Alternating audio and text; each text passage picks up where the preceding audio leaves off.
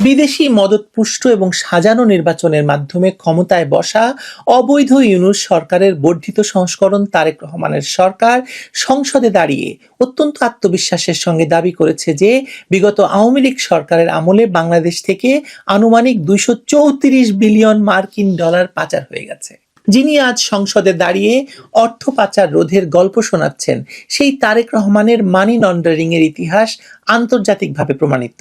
এই প্রসঙ্গে মার্কিন গোয়েন্দা সংস্থা এফবিআই এর বিশেষ প্রতিনিধি ডেবরা ল্যাপ্রিভেট গ্রিফিথের সাক্ষ্য স্মরণ করা যেতে পারে। এফবিআই এর তদন্তে বেরিয়ে এসেছিল, ব্যবসায়ী খাদিজা ইসলামের কাছ থেকে ঘুষ হিসাবে আদায় করা অর্থ দিয়ে সিঙ্গাপুরের সিটি ব্যাংকে গিয়াসউদ্দিন আল মামুনের অ্যাকাউন্টে জমা করা হয়। 21শে আগস্টের গ্রেনেড হামলা থেকে শুরু করে দুর্নীতির প্রতিটি মামলায় তারেক রহমানকে বেআইনিভাবে মুক্তি দেওয়া হয়েছে কেবল এই সাজানো নির্বাচনে বর্ধিত সরকারের প্রধানমন্ত্রী পদে তাকে বসা